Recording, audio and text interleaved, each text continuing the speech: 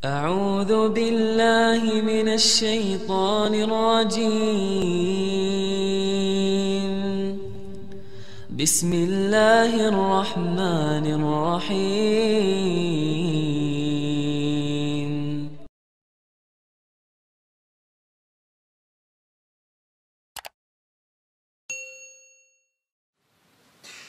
بسم الله الرحمن الرحيم. السلام عليكم ورحمة الله وبركاته. الحمد لله رب العالمين، وأصلي وأسلم على أشرف الأنبياء والمرسلين سيدنا ونبينا محمد وعلى آله وصحبه ومن تبعهم بإحسان إلى يوم الدين. سبحانك لا علم لنا إلا ما علمتنا إنك أنت العليم الحكيم.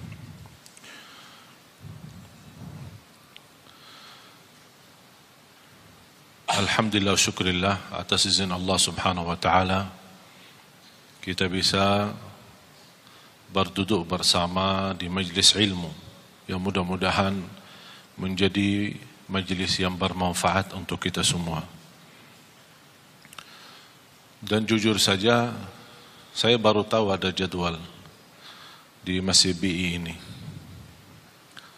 karena informasi yang saya terima untuk datang untuk membahagiakan saudara kita tunanetra yang berada di tengah kita. Mereka mendapatkan bantuan wakaf Quran Braille digital yang alhamdulillah atas izin Allah diberikan kemudahan karya saya dan tim membuat sebuah Quran yang sangat mudah,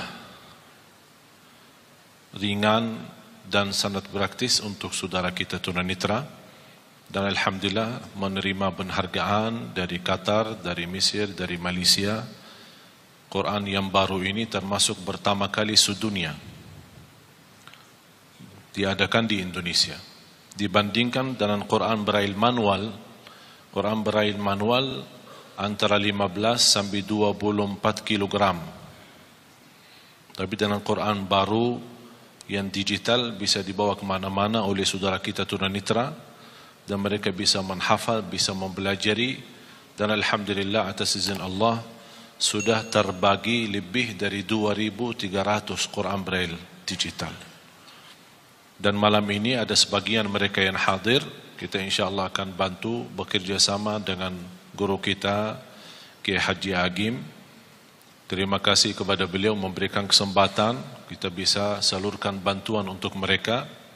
Dan insyaAllah yang punya keluarga di Surabaya tanggal 6 Desember besok, insyaAllah acara yang terbesar Tabligh Akbar sekaligus mengaji bersama 1.000 tunanetra yang akan hadir. Dan mereka 1.000 itu akan masing-masing mendapatkan Quran Braille digital yang baru. Ini alhamdulillah semua atas izin Allah dan karunia yang dimuliakan Allah subhanahu wa ta'ala. Karena saya memperhatiin tunanetra itu luar biasa. Walaupun mereka memiliki keterbatasan, tapi minatnya, semangatnya untuk belajar dan menghafal Al-Qurannya luar biasa. Dan sudah saya 2 kali mengundang seorang dari Madinah, namanya Jihad. Mungkin ada di antara bapak ibu yang pernah melihat di acara Hafiz Indonesia, seorang anak usia waktu itu 11 tahun, sekarang 12 tahun, dalam keadaan buta, tunanetra, menghafal Al-Quran 30 juz, dengan angka, halaman, kanan kiri, atas bawah, hafal tafsir Ibn Kathir, hafal lebih dari 6.000 hadis. Beliau sudah mendapatkan juara internasional anak cilik sedunia menghafal Al-Quran, dan juga dapat juara internasional anak yang paling kecil, buta, tunanetra, tapi bisa menghafal sebanyak 6.000 hadis. Jadi di lomba Al-Quran dia juara 1, di lomba hadis dia juara 1. Namanya Jihad. Yang berkeinginan melihat rekaman di YouTube tinggal tulis saja Jihad Al-Maliki. Dan mudah-mudahan ada kesempatan bisa kita undang lagi ke acara yang lebih besar yang saya tunggu-tunggu dan menjadi cita-cita saya. InsyaAllah kita adakan, mudah-mudahan kalau masih kita punya umur, menyambut bulan Ramadan sekaligus menghadirkan 10.000 tunanetra untuk mendapatkan wakaf Al-Quran. InsyaAllah akan dihadiri salah satu imam besar Masjidil Haram bersama ananda kita Jihad Al-Maliki ini. Para jamaah sekalian,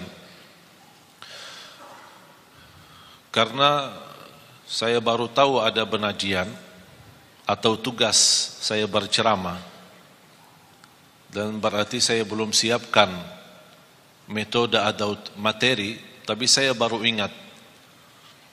Saya ingin menyampaikan, membagi bersama Bapak Ibu ilmu bagaimana luar biasa keindahan dan keajaiban Al-Quran.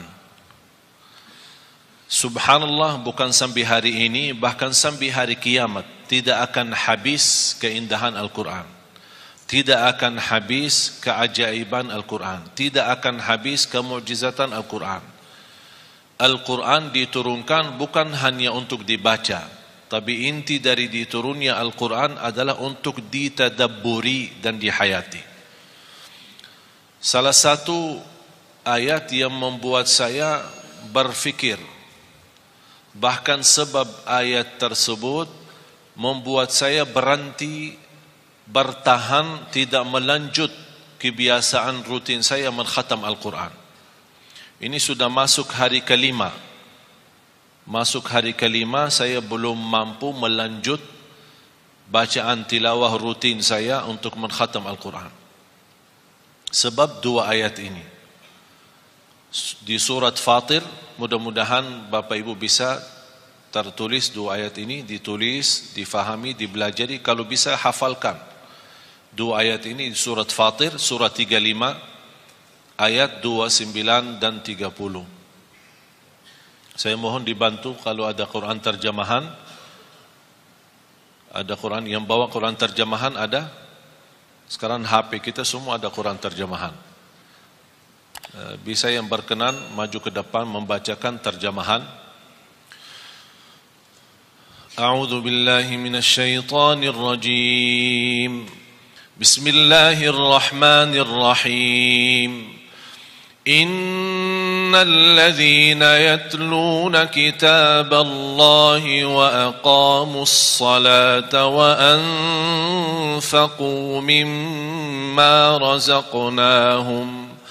وأنفقوا مما رزقناهم سرا وعلانية يرجون تجارة لن تبور ليوفيهم أجورهم ويزيدهم من فضله إنه غفور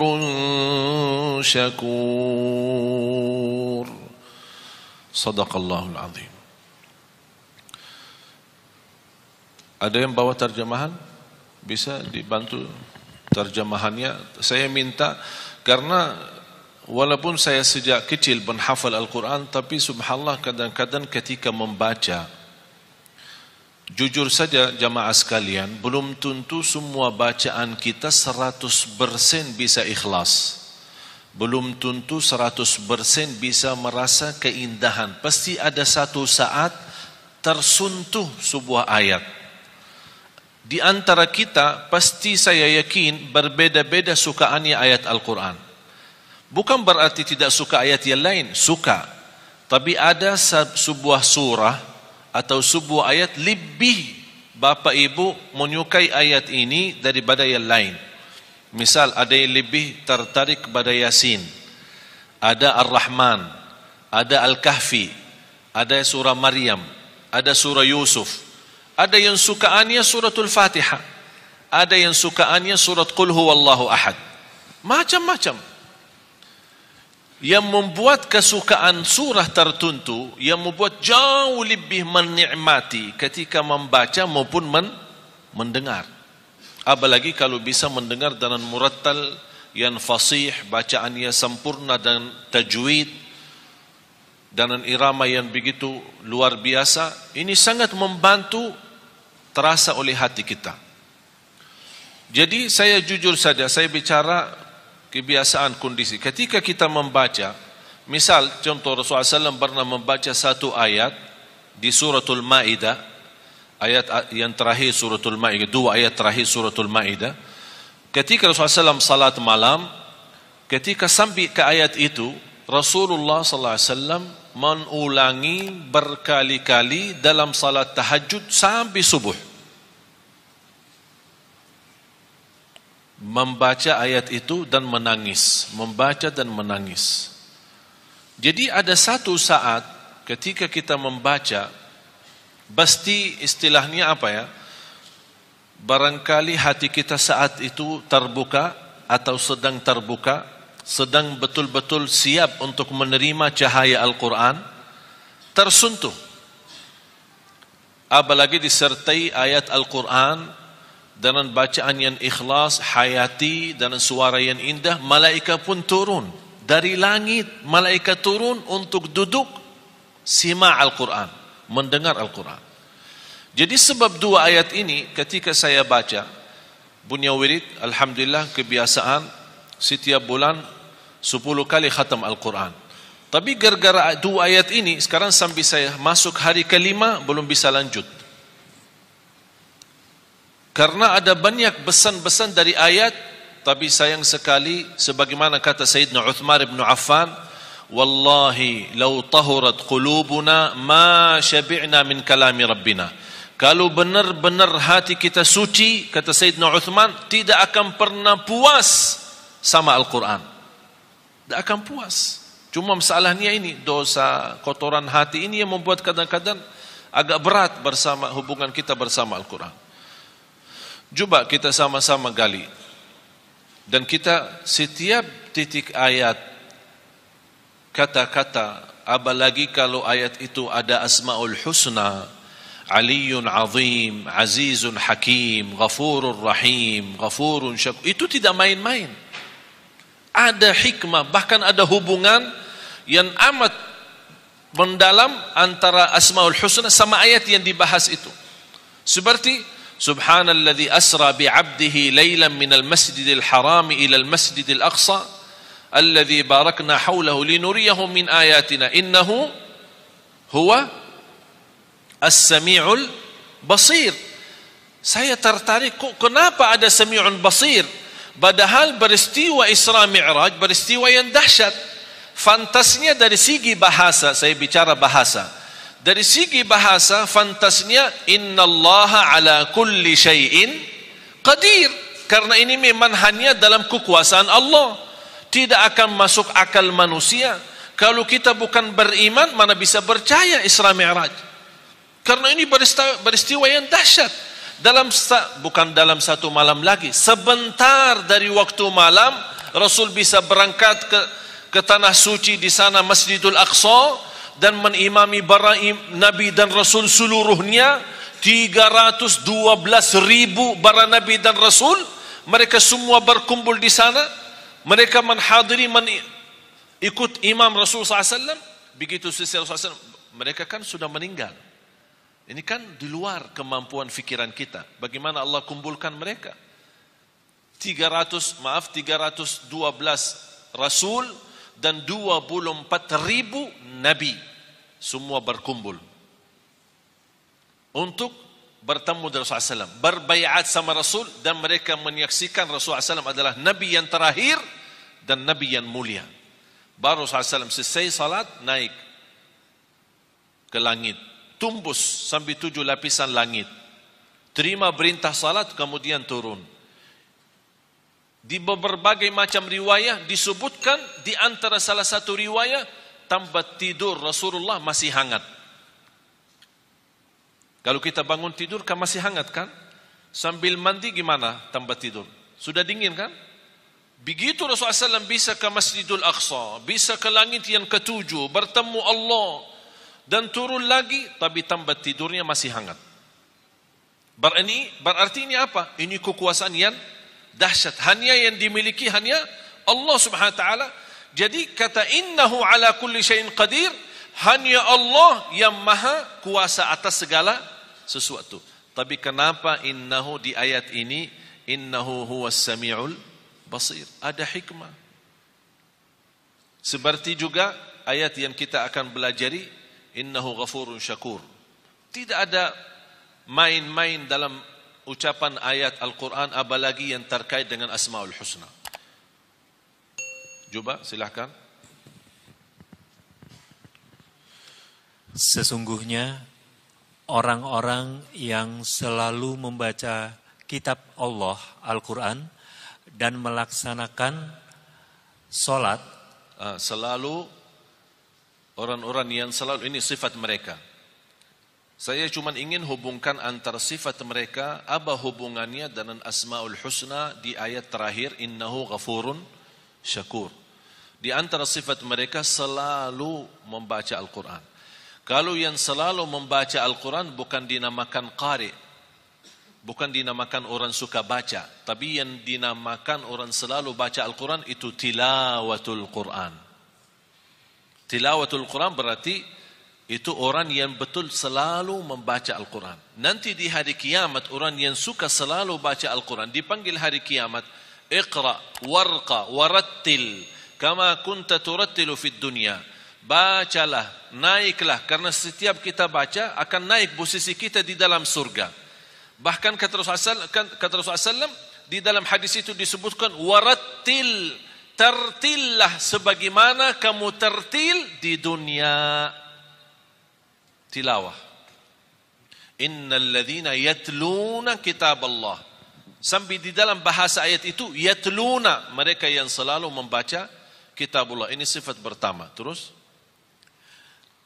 dan melaksanakan sholat dan menginfakkan sebagian rezeki. Selalu kalau ada bahasan salat tidak ada kerjakan salat, tapi selalu ada mendirikan salat. Iqamus salat wa aqimus salat. Iqamatus, kata iqama, aqimu, ini semua bahasa mendirikan salat. Saya tidak akan teliti satu-satu karena mohon maaf, kalau saya mau bahas dua ayat ini mungkin sampai malam tidak cukup. Karena dua ayat ini membuat saya berhenti, bahkan saya suka membaca dua ayat ini. Habis Allah bukakan hidayah, berkali-kali sunnah qabliyah ba'diyah, saya selalu ulang dua ayat ini. Walaupun sudah hafal, tapi namanya kadang-kadang terbuka hati kepada sebuah ayat atau sebuah pesan dari Allah yang ingin disampaikan. Jadi sifat mereka adalah yang mengerjakan tilawah, selalu baca Al-Quran. Yang kedua, mendirikan salat. Ini bahasa salat itu perlu panjang lebar kita bahas, mendalami. Yang ketiga, dan menginfakkan sebagian rezeki yang kami anugerahkan kepadanya. Subhanallah. Selalu kalau kita perhatiin, wa anfaqu mimma.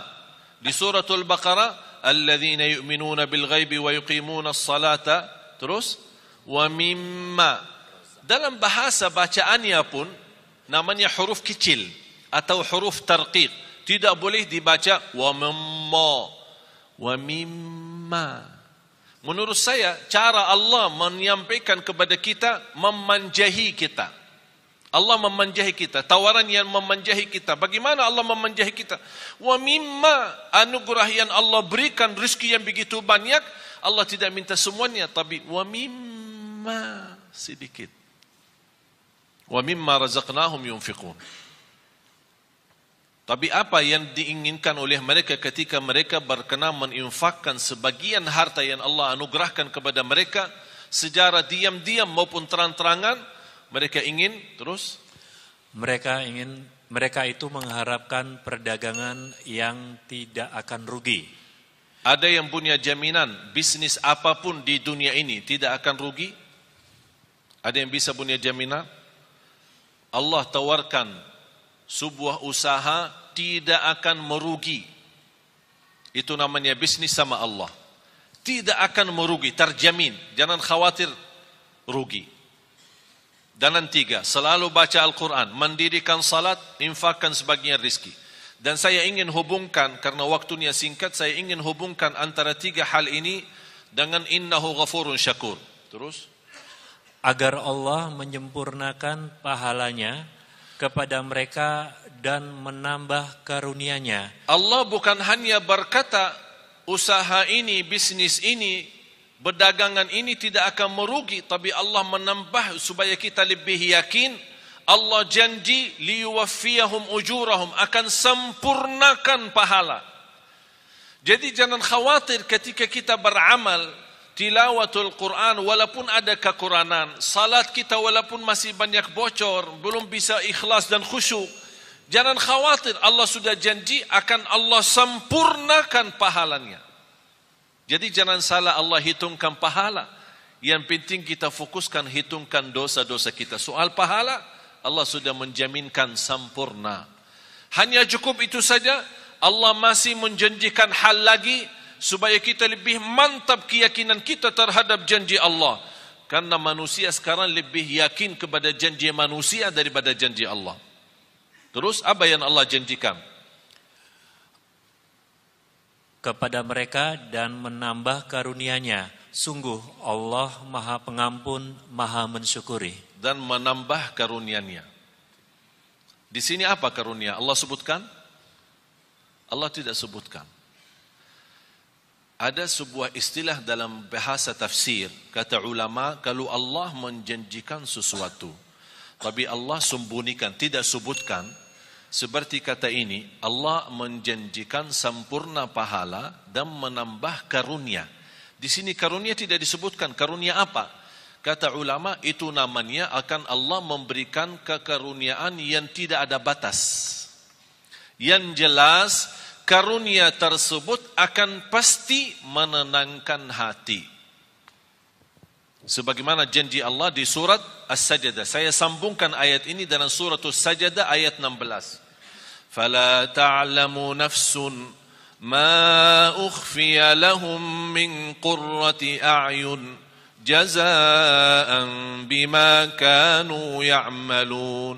Tidak ada jiwa pun yang bisa tahu apa yang telah dirahasiakan, disembunyikan oleh Allah dari karunia-karunia yang akan menenangkan hati. Itu kata siapa? Allah. Yang jelas akan menenangkan hati. Mengapa ada bahasa yang akan menenangkan hati? Karena keinginan kita beda-beda. Ada orang diberikan mobil, belum tentu hatinya nyaman. Ya terima kasih saya dapat mobil. Tapi dia punya keinginan yang lain. Ada sesuatu, barangkali sesuatu kecil, tidak begitu besar. Tapi begitu dia terima, dia merasa bahagia, hatinya luar biasa. Itulah Allah membagi bahasa akan menenangkan hati karunia itu. Kenapa ya Allah? Jazaa'an bima kanu ya'malun, itu balasan Allah terhadap apa yang kalian telah kerjakan. Berarti apa yang kita kerjakan Allah balas. Bukan hanya balas pahala yang sempurna, tapi terjamin karunia yang akan menenangkan hati. Oleh karena itu di akhir ayat ini, innahu ghafurun syakur. Artinya, sesungguhnya Allah Maha Pengampun, Maha Mensyukuri. Apa hubungan Allah Maha Mengampun dan Maha Mensyukuri? Allah Maha Mengampuni ketika kita membaca Al-Quran masih banyak kesalahan. Daripada yang salah tapi tidak pernah baca Quran. Salah baca Al-Quran masih termasuk diampuni Allah daripada yang salah tidak pernah baca Quran. Artinya jangan ada yang berkata saya takut salah. Allah sudah berkata Allah Maha Mengampuni. Salat, pasti salat kita banyak kekurangan. Sunnah qabliyah ba'diyah, masbuk berapa kali, ketiduran salat subuh, Allah Maha Mengampun. Asal ketika kita salat harus kita juga komitmen sama diri. Jangan karena Allah Maha Mengampuni kita malah jadi malas-malasan. Justru harus kita menjadi orang yang malu. Allah memberikan kesempatan untuk kita bertaubat dan memperbaiki lagi supaya menjadi lebih baik. salatnya lebih baik sama Al-Qurannya, lebih baik sedekahnya. Termasuk kata sedekah, apa urusan sedekah sama Allah maha mengampuni? Pasti dalam memberikan sedekah kita tidak akan terlepas daripada sifat bangga. Merasa diri, oh saya bersedekah, itu ini orang lebih kaya tapi tidak pernah bersedekah. Namanya kan hati, perasaan. Ada ucapan-ucapan, barangkali kita tidak pernah ucapkan lidah, tapi perasaannya yang ucapkan, hati yang ucapkan. Allah mengampuni dosa itu. Terus syakur. Innahu ghafurun syakur. Saya ingin Bapak Ibu tolong kalau bisa belajari hafal dua ayat ini. Surah Fatir, surah 35 ayat 29 dan 30. Dua ayat saja. Belajari, dalami, kalau bisa hafal. Luar biasa manfaat dan dahsyatnya. Memberikan keyakinan yang luar biasa. Syakur. Apa hubungan syakur sama tilawatul Quran, baca Quran, sama mendirikan salat, sama sedekah? Pertama harus kita sepakati apa arti syakur. Ayo, apa arti syakur? Syakur kan Asmaul Husna, salah satu nama Allah. Kalau di bahasa Indonesia kan syakur itu yang maha mensyukuri. Tapi masih belum pas. Dan selalu saya sampaikan ke jamaah, belum ada dan tidak akan ada. Belum ada dan tidak akan ada bahasa yang mampu kupas isi Al-Quran selain bahasa Arab. Bahasa Inggris, bahasa Indonesia, bahasa Melayu, bahasa apapun, hanya kemampuannya terjemah saja. Isinya lebih dalam, lebih terlihat. Mutiara-mutiaranya, keindahannya, tidak ada bahasa yang bisa. Hanya bahasa Arab. Ketika saya membaca innahu ghafurun syakur, saya faham apa maksudnya syakur di sini dibandingkan dengan amalan yang Allah sebutkan sebelumnya. Syakur dalam bahasa Arab, tolong hafal. Huwallazi yu'ti al-ajra al-kathir bil-amalil qalil. Yang artinya asy-syakur yang menjaminkan pahala yang banyak dengan amalan yang sedikit. Itu namanya syakur. Yang memberikan pahala yang banyak dengan amalan sedikit. Mau tahu buktinya? Salat kita berapa waktu? Salat kita berapa waktu? 5. Allah berikan pahala berapa? Tahu enggak pahala salat? 50. Waktu Isra Mi'raj, Allah menetapkan 5 waktu. Apa kata Allah kepada Nabi Muhammad? Kepada umatmu saya perintah 5 waktu dikerjakan, tapi pahalanya 50. Hadis Rasulullah SAW, barang siapa yang menjaga sunnah qabliyah ba'diyah 12 rakaat di Sahih Muslim, 12 rakaat sehari dan semalam, yang namanya sunnah qabliyah ba'diyah, dapat rumah di dalam surga. Barang siapa yang mengikuti salat subuh, ini hadis sahih. Barang siapa yang ikuti salat subuh berjamaah dapat pahala seperti orang salat malam sepanjang malam. Padahal sepanjang malam tidur. Mana kita mampu salat malam sepanjang malam. Hanya dengan subuh jamaah, berjamaah subuh, pahala sepanjang malam kita dapat. Lebih dahsyat lagi, sunnah qabliyah subuh. Lebih baik, lebih besar pahalanya daripada dunia dan segala isinya. Itulah syakur. Amalan sedikit tapi pahalanya besar. Kalau Allah tidak syakur, memberikan pahala yang banyak dan amalan sedikit, kita tidak bisa kejar umur kita dibanding umat yang terdahulu. Satu malam Lailatul Qadar, Bapak Ibu, pahalanya 83 tahun, padahal umur kita belum tentu 83. Itulah syakur. Allah memberikan dengan amalan yang sedikit tapi pahala yang banyak. Saya tanya anda sekalian, ketika ada orang membantu kita, memberikan tolongan apapun, dari segi bantu pinjaman atau bantu kendaraan, kita ada perlu ada acara, kita pinjam mobilnya sebentar, Tapi di saat kita minta tolong orang itu dan dia berkenan membantu, kita benar-benar di saat yang sangat membutuhkan bantuan tersebut. Kira-kira bagaimana perasaan berterima kasih kepadanya? Tinggi kan? Setiap kita doa pasti ingat dia. Setiap ketemu terima kasih. Tidak ada habisnya. Bertahun-tahun masih ingat, tidak akan lupa. Begitu juga Allah sifat syakur. Apapun amal saleh yang kita kerjakan, jangan khawatir Allah tidak akan lupa kebaikan kita. Tapi yang semestinya kita malu. Sebagaimana Allah tidak lupa kebaikan kita, Allah juga tidak lupa dosa-dosa kita. Tapi subhanallah, tanda Allah syakur, ketika kita berdosa, Allah perintahkan malaikat jangan dituliskan dulu. Disebutkan berbagai macam riwayat, diberikan kesempatan 3 hari supaya taubat. Kalau dia taubat sadar malu, diampuni dosa, tidak perlu ditulis. Dan begitu luar biasa syakurnya Allah kepada manusia. Dan amalan yang sedikit diberikan pahala yang banyak.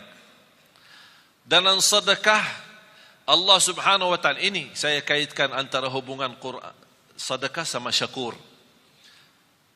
Yang kita beri kepada Allah berapa? Dan yang Allah berikan kepada kita berapa? Rizki yang kita miliki Bapak Ibu, kalau kita mau hitungkan harus kena denda dan bayar, mana orang sanggup? Setiap mau hirup udara yang segar harus bayar. Setiap mau buka mata harus bayar. Mau tutup lagi harus bayar. Mau bergerak satu langkah harus bayar. Sanggup gak hidup? Tidak bisa. Tapi Allah memberikan banyak. Dan Allah tidak minta yang banyak. Zakat pun yang namanya zakat harta 2,5%. 2,5%. Mengapa 2,5%? Harta Allah berikan banyak. Tapi Allah tidak minta yang banyak. Supaya sisanya buat nikmati. Silahkan nikmati. 2,5% setiap hari? Tidak. Kira-kira kalau setiap hari 2,5% gimana? Sanggup gak? Setiap bulan? Bukan. Setahun sekali. Contoh. Pegawai, karyawan, orang bekerja yang menerima gaji. Kalau gaji anda 10 juta atau 5 juta. Ustaz, jangan 5 juta terlalu banyak. Ya udah 2 juta. 2 juta berbulan. Dalam satu tahun berapa? 24 juta. Berarti ada zakat kan? Tapi banyak orang salah hitung. Selama 1 tahun anda punya keperluan. Kontrak, ada kos-kosan, pulsa, makan di jalan, bayar ini, bayar itu, ada cicilan, tagihan handphone, cicilan, bajunya cicilan, semuanya cicilan. Jadi bayarkan tagihan sana sini. Ternyata akhir tahun, pas kita mau hitungkan tabungan terisi atau tersisa dari sepanjang tahun gaji, ternyata yang tersisa hanya 800.000. Berarti anda tidak ada zakat. Anda tidak ada zakat. Karena yang terhitung bukan berapa gaji, tapi berapa yang tersisa dari gaji. Faham Bapak Ibu? Tapi kalau bersedekah bebas. Zakat wajib, sedekah bebas. Bahkan ada orang punya kelebihan bersedekah tapi tidak pernah zakat. Kenapa tidak pernah zakat? Karena tidak pernah ada uang. Begitu datang uang, sedekah. Datang uang lagi, sedekah. Berarti zakat tidak ada. Alhamdulillah sekarang umur saya 39, sebentar lagi mau 40. Saya seumur saya sampai titik ini saya tidak pernah zakat harta. Tidak pernah zakat harta. Kok masa Ustaz tidak pernah zakat? Kan zakat salah satu rukun Islam. Tidak pernah zakat. Kenapa? Karena saya tidak suka simpan duit. Tidak suka simpan. Kalau begitu suka simpan, Allah ajarkan, jangan lupa zakat. Supaya Allah biasakan manusia jangan suka simpan duit. Jangan terlalu cinta dunia. Kalau sudah duit terkumpul, begitu mulai kurang angka-angkanya, mulai pusing, sakit. Yang awal-awalnya 50 juta, banyak nolnya, begitu kurang nol, ini nolnya kemana ini? Ternyata nol berharga. Allah menajarkan supaya kita jangan terbiasa cinta nol itu. Supaya mudah membagi. Banyak yang Allah janjikan. Oleh karena itu, titipan yang Allah berikan itu pun Allah tidak perintahkan harus keluarkan semua. Hanya sebagian. Karena Allah syakur, akan Allah berterima kasih kepada anda yang berkenan menwakafkan, berkenan membantu, berkenan mensedekahkan di jalan Allah. Bagaimana tanda Allah berterima kasih kepada kita? Akan Allah berikan kelebihan dan karunia yang Allah sudah janjikan dalam ayat itu. Karunia-karunia yang tidak pernah diduga. Bisa karunia keturunan, bisa karunia menghafal Al-Quran. Ada orang dan Masya Allah rajin sedekah. Saya punya ibu saya orang awam. Bukan ulama, bukan ustazah. Awam. Bahkan termasuk buta huruf, dia bisa baca Quran. Baru saja mulai baca. Bagaimana dia bisa memiliki anak 12? Termasuk saya. 12 bersaudara, 9 laki-laki, 3 perempuan. Di antara 12, 10 menghafal Al-Quran, 30 juz, bukan juz 30.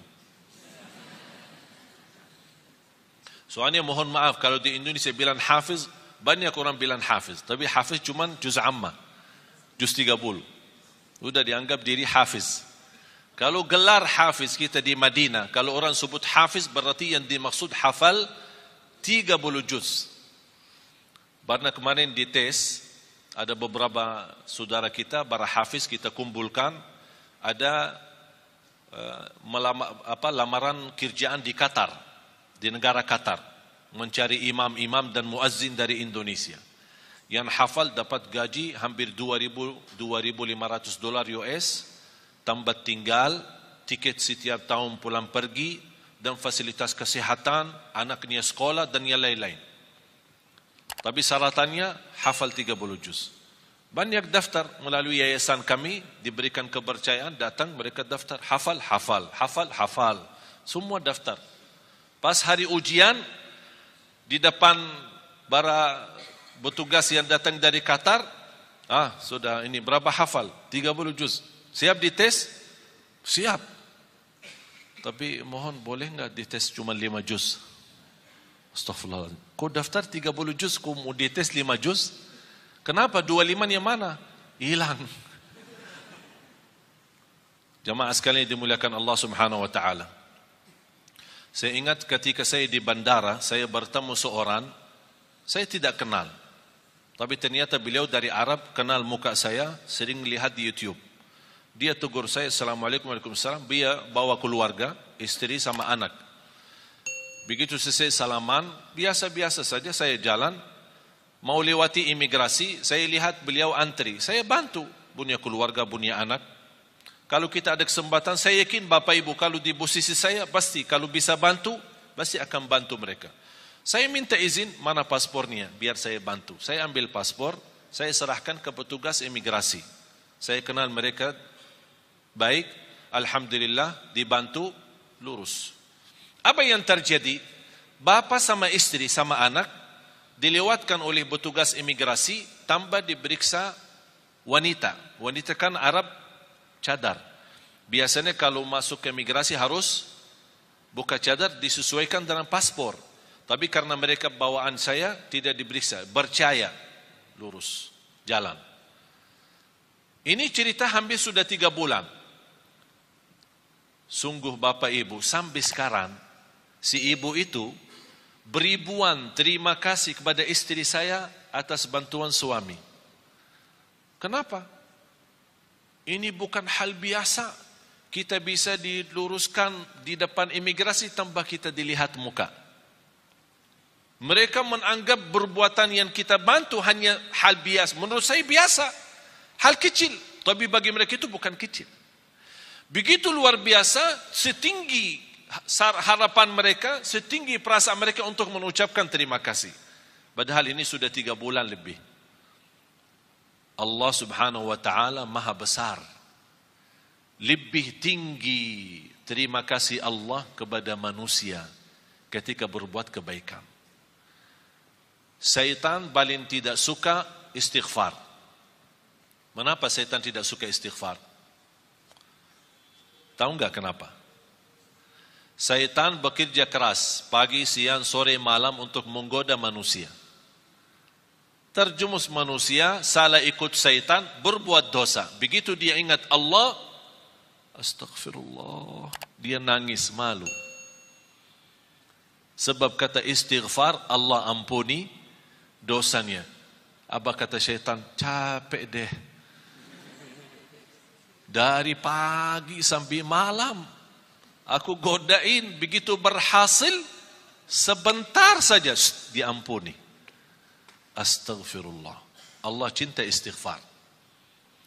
Apalagi istighfar yang mendalam hati. Betul paling dalam. Ucapan ini sederhana tapi luar biasa. Ingat Bapak Ibu, bagi Allah sebagaimana di ayat ini, innahu ghafurun syakur, bagi Allah soal ampunan dosa sangat mudah. Paling enak, paling enteng, paling ringan bagi Allah ampunan dosa. Allah tidak keberatan mengampuni dosa kita. Wa inni laghaffarun liman taba wa amana wa amila salihan thumma ihtada. Kata Allah subhanahu wa ta'ala, aku ampuni, aku berkenan ampuni. Tapi bagi siapa? Yang berkenan taubat, yang berkenan istighfar. Oleh karena itu ketika kita bertaubat dan menangis, titisan air mata berharga di sisi Allah. Dari mana kita tahu berharga di sisi Allah? Ternyata Rasulullah SAW bersabda, Ainun la tamassahan nar, ainun bakat min khasyatillah. Bisa titisan air mata karena Allah, malu sama Allah, malu karena dosa maksiat, sebab titisan air mata, Allah jamin kita tidak boleh tersentuh oleh neraka Jahannam. Berarti jamaah sekalian, air mata itu tidak main. Apalagi air mata yang menangis karena Allah subhanahu wa ta'ala. Oleh karena itu kita selalu beristighfar. Mudah-mudahan istighfar kita yang kita selalu membawa menjadi wirid kita, sehari-hari kita membawa ampunan Allah subhanahu wa ta'ala. Mari sama-sama berdoa, mudah-mudahan apa yang sampaikan, mohon maaf saya tidak bisa lebih mendalam karena ayat ini memang masih banyak rahasia-rahasia dan keilmuan. Mudah-mudahan apa yang saya sampaikan cukup, bisa difahami, bisa dimanfaatkan, dan mudah-mudahan ilmu yang sama-sama kita belajari menjadi ilmu bermanfaat. Amin ya rabbal alamin. Bismillahirrahmanirrahim. Alhamdulillahi rabbil alamin. Allahumma salli ala Sayyidina Muhammad wa ala ali Sayyidina Muhammad. Ya Allah, ya Dzal Jalal wal Ikram, berilah kepada kami petunjuk kepada jalan yang lurus. Hidupkanlah kami dalam keadaan iman, wafatkanlah kami dalam keadaan Islam, akhiri hayat kami dengan husnul khatimah. Ya Allah, jadikan kami senantiasa bersama hamba-hamba-Mu yang salih-salihah. Ya Allah, aku mohon untuk semua yang hadir di saat ini dan selepas acara ini, masing-masing diampuni oleh Allah segala dosanya, disucikan hatinya, dibersihkan jiwanya,